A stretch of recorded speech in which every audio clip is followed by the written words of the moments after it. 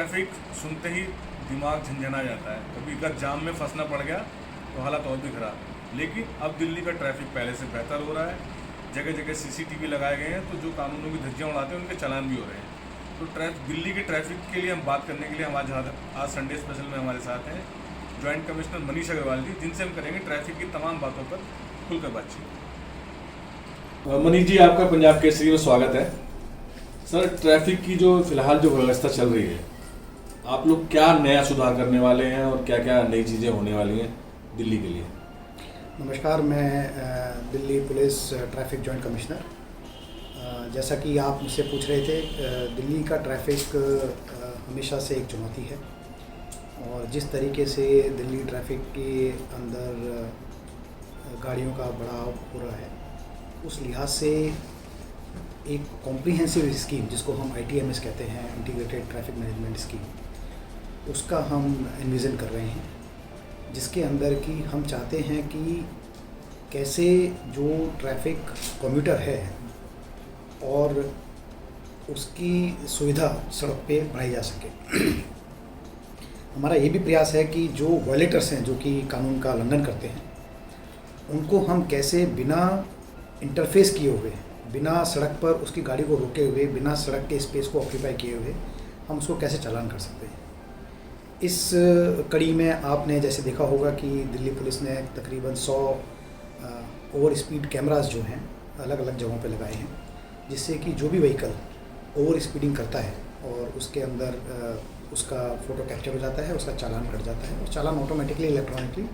उस व्यक्ति के मोबाइल फ़ोन पे पहुंच जाता है जो कि उस व्हीकल का ओनर है। हमने रेड लाइट वायलेशन के लिए भी, जो कि एक बड़ा ही ख़तरनाक और जानलेवा वायलेशन हो सकता है, उसके लिए भी हमने तकरीबन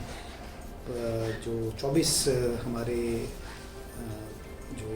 इंटरसेक्शन हैं उस पर हमने RLBD कैमरा लगाए हैं। उसमें रेड लाइट वायलेशन हुआ, स्टॉप लाइन का वायलेशन हुआ, जीब्रा क्रॉसिंग का वायलेशन हुआ, वो कैप्चर होता है और उसके अंदर भी लाइसेंस जो है ऑटोमेटिकली बन जाते हैं। हम अब इस चीज़ को एक और आगे के स्तर पर ले जाना चाहते हैं, जहाँ पर कि एक comprehensive integrated traffic management system हो, जहाँ पर अधिक से अधिक ऐसे वायलेशंस जिनको कैमरा कैप्चर कर सकता है, जिनके अंदर सॉफ्टवेयर डाले जा सकते हैं कैमरेज के अंदर, जिससे कि जैसे अगर मान लीजिए कोई व्यक्ति गाड़ी चला रहा है और सीट बेल्ट नहीं पहना हुआ है, तो क्या ये संभव है कि कैमरा कैप्चर करके बता दे कि ये सीट बेल्ट पहने बिना गाड़ी चला रहा है। और भी जैसे अगर डिफेक्टिव नंबर प्लेट है उसके ऊपर, हम चाहते हैं कि अधिक से अधिक जो ऐसे वायलेशंस हैं वो कैमरे से कैप्चर हो जाए। उसके कई सारे फ़ायदे हैं। एक तो हम देखते हैं कि जब से चालान का अमाउंट बढ़ा है और जब से हमने ऑटोमेटिक चालानिंग थ्रू कैमरास की है, तो निश्चित तौर पे जो वायलेशंस हैं हम अधिक कैप्चर कर पाते हैं और चालान का अमाउंट अधिक होने से ये जो वायलेटर्स है उनको पिंच करता है और उससे वायलेटर जो है सड़क पर अपने अब बिहेवियर को चेंज करने के लिए बाध्य हो रहा है। मैं जब कई फोरम पे लोगों से बात करता हूँ तो मुझे इसी बात की जानकारी मिलती है कि लोग अब धीरे धीरे इस बात के लिए जागरूक हो रहे हैं, इस बात के लिए कॉन्शियस हो रहे हैं कि वो कहीं हाई स्पीड कैमरे के अंदर या RLBD के अंदर कैप्चर ना हो, जिससे कि उनको चालान ना हो। जो हम आगे स्कीम सोच रहे हैं, जो जिसको ITMS स्कीम हम कह रहे हैं, उसके अंदर हमारा प्रयास है कि आर्टिफिशियल इंटेलिजेंस को यूज़ करते हुए, मशीन लर्निंग को यूज़ करते हुए किस तरीके से हम अपने सिग्नल्स को जो है और स्मार्ट बनाएं। स्मार्ट सिग्नल का मतलब ये है कि क्या हमारा जो सिग्नल सिस्टम है, जो हमारे ट्रैफिक लाइट्स हैं, क्या वो आर्टिफिशियल इंटेलिजेंस से जो इन्फॉर्मेशन कलेक्ट हो रही है उसके बेसिस पर क्या वो टाइम्स को जो है कि कौन से टर्मिनल पे या कौन से इंटरसेक्शन की कौन सी लाइन पर कितना टाइम ट्रैफिक फ्लो को देना है और कितना टाइम के लिए रोकना है, उसको अडेप्ट कर सकता है। यदि वो हो जाए तो आपने महसूस किया होगा कि कई बार शाम के टाइम पे या नॉन पीक आवर्स में किसी पर्टिकुलर क्रॉस सेक्शन में एक पर्टिकुलर स्ट्रेच में ट्रैफिक ज़्यादा जा रहा है, दूसरे स्ट्रेच में ट्रैफिक कम है, लेकिन चूंकि हमारी लाइट्स के जो टाइमिंग है फिक्स है, तो आइडलिंग टाइम जो है व्हीकल का बढ़ जाता है। सो वी वांट कि अगर हमारा एक आर्टिफिशियल इंटेलिजेंस बेस्ड एडेप्टिव अगर ट्रैफिक लाइट्स आ जाएँ तो सड़कों पर आइडलिंग टाइम कम हो जाएगा। आइडलिंग टाइम के कम होने से एक तो ईंधन बचता है, एनवायरनमेंट बचता है और व्यक्ति का टाइम बचता है और निसंदेह ये सारी चीज़ें जो हैं देश की इकोनॉमी में भी ऐड करती हैं। हम उसके साथ साथ ये भी सोच रहे हैं कि जो ट्रैफिक लाइट्स क्या हमारी सिंक्रोनाइज हो सकती है। सिंक्रोनाइजेशन का मतलब ये है कि मैंने इस रेड लाइट को अगर छोड़ा और जब मैं नेक्स्ट रेड लाइट तक पहुंचा, तो क्या ऐसी स्थिति पॉसिबल है कि मेरी एक गति सीमा हो या ट्रैफिक के फ्लो की एक गति सीमा हो, तो क्या वो एक के बाद एक ट्रैफिक जो है बिना रेड लाइट को या मिनिमम टाइम के लिए रेड लाइट को इंटरसेप्ट किए जा सकते हैं। हमारा ITMS में ये भी प्रयास है कि जो VMS जिसको हम कहते हैं, वेरिएबल मैसेजिंग सिस्टम कहते हैं, क्या हम ऐसे मैसेजिंग सिस्टम्स इम्प्लीमेंट कर सकते हैं अलग अलग चौराहों पर, अलग अलग सड़कों पर, जहाँ पर कि कम्यूटर्स को, जो गाड़ी चालक हैं, उनको हम जानकारी दे सकें, चाहे वो ट्रैफिक जैम संबंधी हो, चाहे वो हैवी ट्रैफिक संबंधी हो, चाहे कहीं सड़क आगे टूटी हुई है उसकी जानकारी हो, या वातावरण के अंदर टेम्परेचर की जानकारी हो, रोड ब्लॉकेज की जानकारी हो, जिससे कि व्यक्ति उस जगह पर पहुंचने से पहले ही एक ऑल्टरनेटिव रूट को ले सके। ITMS में हम ऐसे ही और भी कई सारी स्कीम्स को इंटीग्रेट करने की कोशिश कर रहे हैं, और हमारी ये उम्मीद है कि इन सब को करने के बाद हमारी जो एक ट्रैफिक व्यवस्था है, जहाँ तक एक कम्यूटर का या चालक का जो बिहेवियर है सड़कों पर, वो कुछ इम्प्रूव होगा, कम्यूटर्स को इससे सुविधा होगी। जहाँ तक रही रोज़मर्रा की बात, रोज़मर्रा में हम वैसे भी जो है, जहाँ एक तरफ इलेक्ट्रॉनिक चालानी कर रहे हैं, वहाँ पे कुछ वायलेशंस को हम मान के चलते हैं, जहाँ पे कि फिजिकल इंटरफेस ज़रूरी हो जाता है। आप मान लीजिए कि अपनी गाड़ी पार्क करके किसी रेस्टोरेंट में खाना खाने चले गए, तो ये मेरे लिए संभव है आज की तारीख में कि मैं इलेक्ट्रॉनिकली आपका नो पार्किंग या इलीगल पार्किंग के लिए चालान करके आपको चालान भेज दूँ। लेकिन वो चालान आप जब भुगतेंगे तब भुगतेंगे, लेकिन जब तक आप रेस्टोरेंट में हैं तब तक वो आपने एक सड़क को ऑक्यूपाई करके रखा 1 घंटे 1.5 घंटे, जब तक भी आप रेस्टोरेंट में खाना खाएं। ऐसी जगहों पे हमें मानना पड़ता है कि फिजिकल इंटरफेस अवश्यंभावी है, उसकी भी एक महत्ता है। उस महत्ता के बिना या उस फिजिकल इंटरफेस के बिना कुछ लोगों के बिहेवियर को या कुछ लोगों के कारण जो लोगों को असुविधा हो रही है उसको ख़त्म नहीं किया जा सकता। तो ऐसी परिस्थितियों में हम अपने जो TIs हैं, अपने जो ZOs हैं, अपने जो ट्रैफिक कांस्टेबल्स हैं, उनको हम कहते हैं कि इन तरीके के वायलेशंस के अंदर इंटरफेयर करना चाहिए, चाहे वो टोइंग अवे करके हो, चाहे वो ऑन द स्पॉट चालानी करके हो, गाड़ी को वहाँ से हटवा के हो। तो अनऑथराइज पार्किंग हो गई, रॉन्ग लेन ड्राइविंग हो गई, ट्रैफिक के विपरीत ड्राइविंग हो गई, ये सब ऐसे अपराध हैं जहाँ पे कि हम चाहते हैं कि हम बड़ा पॉजिटिव इंटरफेयर करें और वायलेटर को हम मौके पर कैप्चर करें, जिससे कि उसका इम्पैक्ट उसको फील हो। सर, अभी मैंने पुलिस कमिश्नर साहब का इंटरव्यू किया था, तो उन्होंने बोला कि हमारे जो कैमरे हम और बढ़ाने जा रहे हैं, वो क्या प्लानिंग है सर? जो हमने कैमरे दिल्ली पुलिस में लगाए हैं, इतनी संख्या में और जितने तादाद में हम वायलेशंस कैप्चर कर रहे हैं, इतनी तादाद में मुझे नहीं लगता कि देश के किसी भी और कोने में ये मॉडल अभी चल रहा है। मिनिस्ट्री ने जो है हमसे इस मॉडल को और इंक्रीज़ करने को कहा है, और अभी ऑलरेडी 25% जो है इसके अंदर किया है। और जो सेकंड फेज़ है हमारी, उसके अंदर हमने 50 ओवर स्पीडिंग के कैमरे और 6 क्रॉस सेक्शंस, 6 इंटरसेक्शंस पे हमने रेड लाइट वायलेशन के कैमरे को लगाया है। तो ये लोकेशन कैसे ट्रैक कहाँ लगाना है, ये कैसे तय करते हैं? इसके अंदर हम जॉइंट सर्वे करते हैं। जो ITMS की जो स्कीम आएगी, जिसके अंदर कि हम जिसको चाहे तो आप फेज़ 3 कह लें, जिसको चाहे आप ITMS स्कीम कह लें, होगा उसके अंदर जो है, जो ये लोकेशंस ऑलरेडी हमने कैप्चर की हुई है, इसके अलावा भी और जगहों पर जहाँ पे हमें लगता है कि ट्रैफिक का वॉल्यूम ज़्यादा है, जहाँ पे हमें लगता है कि वायलेटर्स जो हैं they tend to break the law, वहाँ पर हम ऐसे स्ट्रेचेस को चुनेंगे और उन स्ट्रेचेस के ऊपर फिर फर्दर सेकंड फेज़ में हम और कैमरे लगाएंगे। सर, ये पेनल्टी ज़्यादा है, CCTV जो TV जो लगाए हैं आपने, कैमरे चालान भी हो रहे हैं, लेकिन सर भुगत नहीं पा रहे लोग, चालान के लिए बहुत परेशान हो रहे हैं। ये मेरे को लोग बताते हैं कि कई बार हमारे जो पेमेंट गेटवे हैं, जो NIC बेस्ड हैं, उसमें कई बार उनको पेमेंट करने में दिक्कत आती है। ये हमारा निरंतर प्रयास है। मैं अगर किसी भी सिस्टम की स्टेबिलिटी के पॉइंट ऑफ व्यू से बात करूँ, तो मैं ये कहूँगा कि फिर भी हमारा जो ये कैमरा बेस्ड चालानी वाला सिस्टम है, एक तरीके से नया सिस्टम है, जिसको कि बहुत ज़्यादा इम्प्रूव करने की गुंजाइश है, बहुत ज़्यादा इम्प्रूव करने के हम निरंतर प्रयास करते रहते हैं। हम भी चाहते हैं कि जो पेमेंट है वो जितना इजी हो सके वॉलेटर के लिए उतना आसान होना चाहिए। इसके लिए हमारी निरंतर जो है, जो हमारे सर्वर को मैनेज करने वाली एजेंसी है NIC हो गई, जो हमारी फंड, जो हमारा एक पेमेंट गेटवे की एजेंसी है जैसे जिसमें स्टेट बैंक ऑफ इंडिया होता है, उनसे हमारी लगातार मीटिंगें होती रहती हैं। और मुझे उम्मीद है कि आने वाले समय में इसको और सुगम और सरल बना देंगे, जिससे कि लोगों को बहुत ज़्यादा समय बिना बर्बाद किए हुए, बहुत ज़्यादा अटैम्प्ट किए बिना पहले ही अटैम्प्ट वो चालान पे कर सकें। सर एक चीज़ और मैं जानकारी उसी के साथ में बताया था कि अगर चालान नहीं भरा तो आप बच नहीं पाएंगे, उसको आप लोग क्या नाम है और भी चीज़ों से जोड़ रहे हैं, क्या है वो चीज़ें? देखिए, ये जो बिहेवियरल चेंज की मैं बात कर रहा हूँ वो तभी आएगा जब व्यक्ति को लगेगा कि उसने अगर कोई ट्रैफिक वायलेशन किया है तो उसका कोई बचाव नहीं है। संभव है कि एक व्यक्ति सोचे कि मैंने चलो पेमेंट नहीं किया, देखते हैं क्या होगा। तो हमारा उसमें प्रयास ये है कि जो व्हीकल रिलेटेड, जो ड्राइविंग लाइसेंस रिलेटेड, जो गाड़ी के इंश्योरेंस रिलेटेड सर्विसेज हैं, इन सर्विसेज को भी समहाउ हम लिंक कर दें इन चालानों के साथ, जिससे कि यदि कोई व्यक्ति मान लीजिए अपना इंश्योरेंस कराना जाता है, कोई व्यक्ति अपना ड्राइविंग लाइसेंस रिन्यू कराना जाता है, कोई व्यक्ति अपनी गाड़ी का रजिस्ट्रेशन को रिन्यू कराने जाता है, तो वो तब तक ना हो जब तक कि उसने जो उसके ऊपर चालान पेंडिंग पड़े हुए हैं उनको भुगत नहीं दिया है या उनको जो उसने पे नहीं कर दिया है। इसके अंदर मुझे ये खुशी है बताते हुए कि हमारे प्रयासों के चलते हुए मिनिस्ट्री ऑफ रोड जो है, और उन्होंने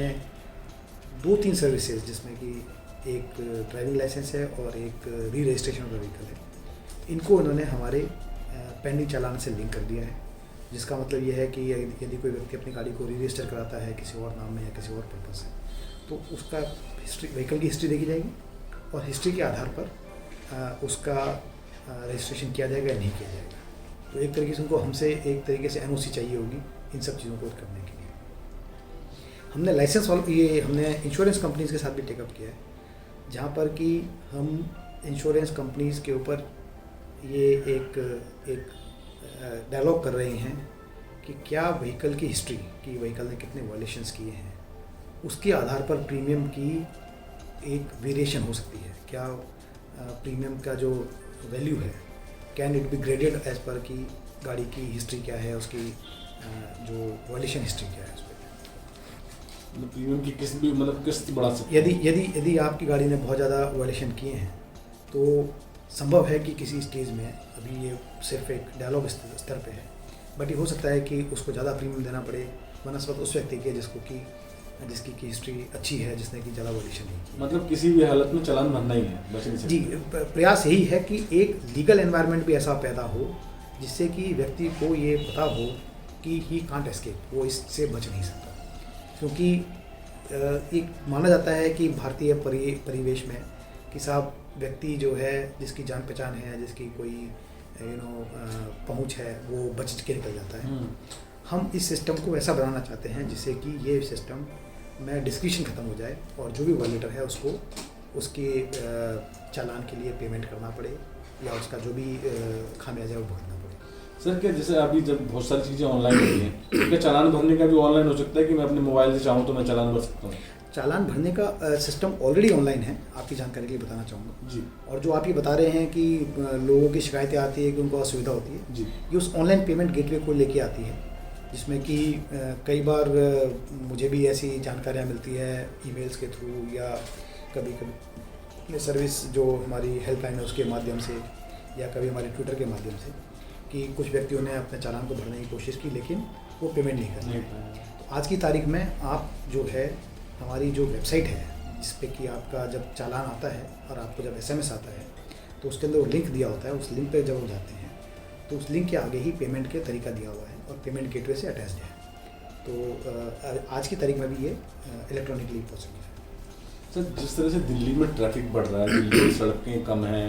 फ्लाईओवर्स भी बनाए जा रहे हैं, तो क्या नया आप लोग करने जा रहे हैं ताकि ट्रैफिक स्मूथ रहे? क्योंकि सर गाड़ियों की संख्या तो बढ़ ही रही है लगातार। जहाँ तक रोड इंफ्रास्ट्रक्चर का सवाल है उसके अंदर जो हमारी बाकी स्टेक होल्डर्स एजेंसीज़ हैं, निश्चित तौर पर वो लगातार प्रयास करती रहती हैं कि किस तरीके से सड़कों की कैपेसिटी को बढ़ाया जाए, किस तरीके से एक इंफ्रास्ट्रक्चर क्रिएट किया जाए जिससे कि कंजेशन को और कम किया जा सके। इसमें एक लिमिटेशन है क्योंकि कोई भी ऐसा प्रोजेक्ट बनाने में प्रोजेक्ट को कंसीव करने से लेके और उसके इम्प्लीमेंटेशन तक इट्स ए लॉन्ग प्रोसेस। कोई एक फ्लाईओवर बनाना जो है वो मुझे लगता है कम से कम 4 से 5 साल की एक स्कीम हो जाती है जी। तो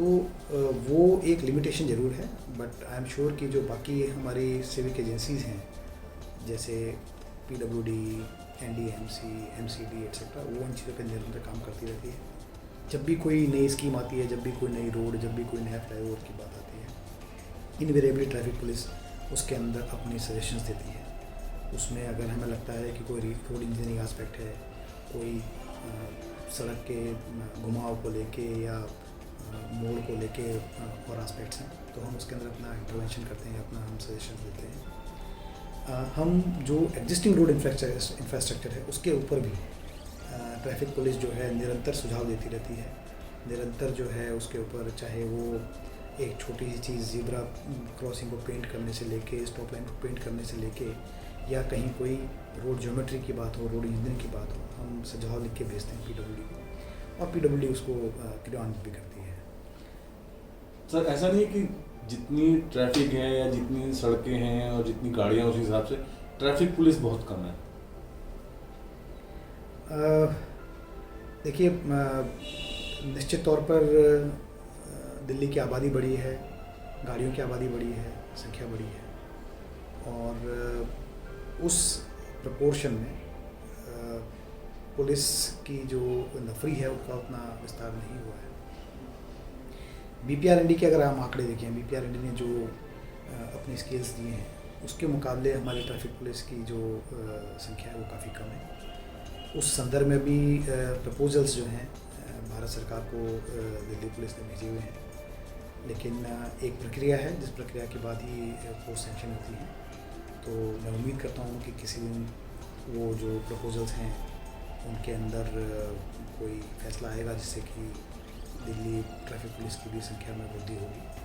बट मैं अभी सिर्फ इतना कह सकता हूँ कि जितना भी ट्रैफिक पुलिस की स्ट्रेंथ है उसको we try to maximize their utilization, और हम प्रयास करते हैं कि जो हमारी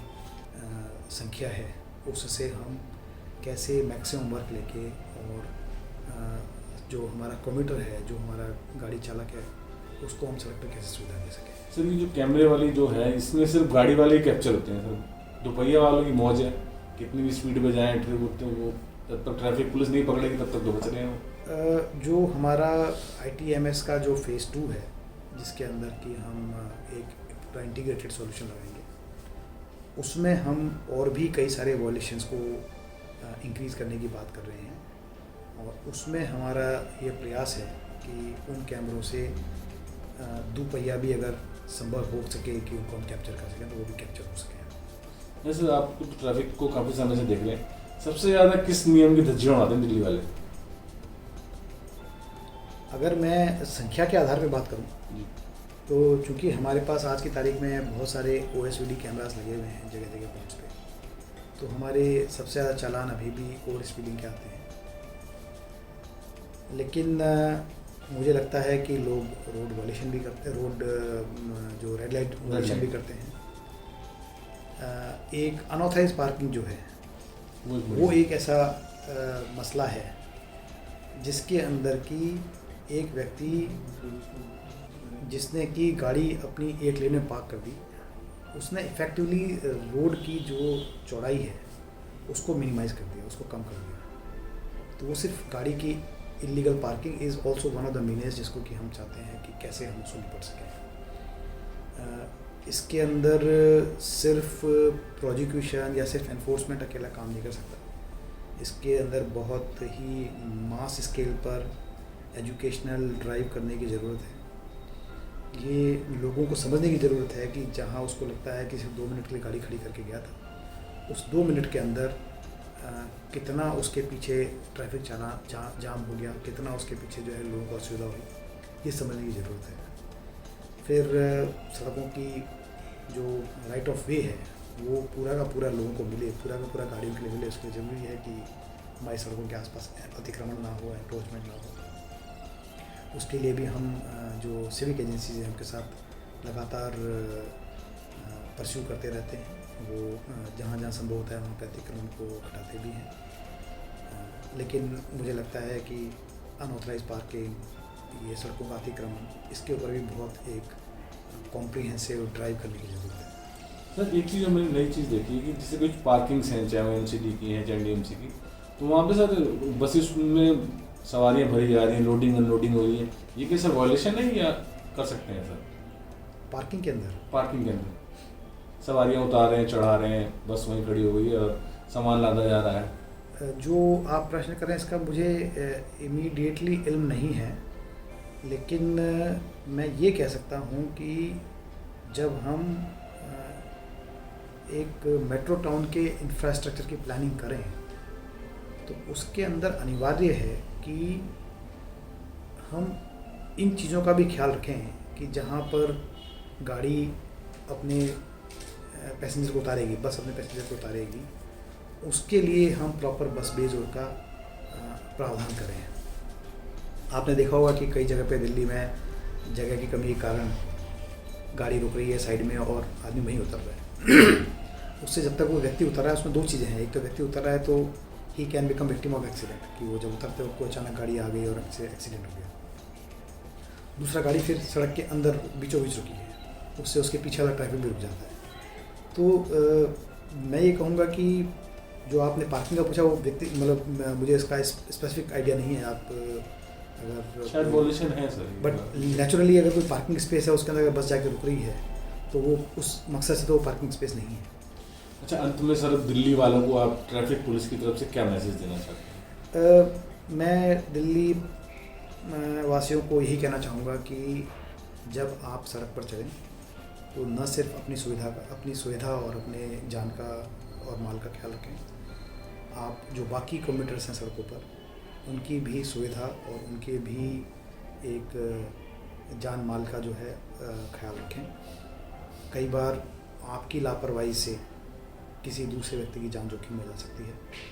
और आपकी लापरवाही जो है आपके लिए भी जो है जानलेवा हो सकती है। दिल्ली ट्रैफिक के कानूनों का पालन करने में कोई ये नहीं है कि आप छोटे हो जाते हैं, बल्कि वो एक कानून है और उनका पालन करना चाहिए, क्योंकि वही एक सभ्य समाज की एक पहचान है। तो मैं आपके माध्यम से उम्मीद करूंगा कि जो लोग इस इंटरव्यू को सुनेंगे वो जब सड़कों पर चलेंगे तो ये महसूस करेंगे कि उनके अनऑथराइज पार्किंग कर देने से, उनके गाड़ी को रैश और नेग्लिजेंट वे में चलाने से सड़क पर चलते हुए किसी व्यक्ति की, सड़क पर चलते हुए किसी मोटरसाइकिल की, किसी दूसरे गाड़ी की व्यक्तियों को हानि हो सकती है।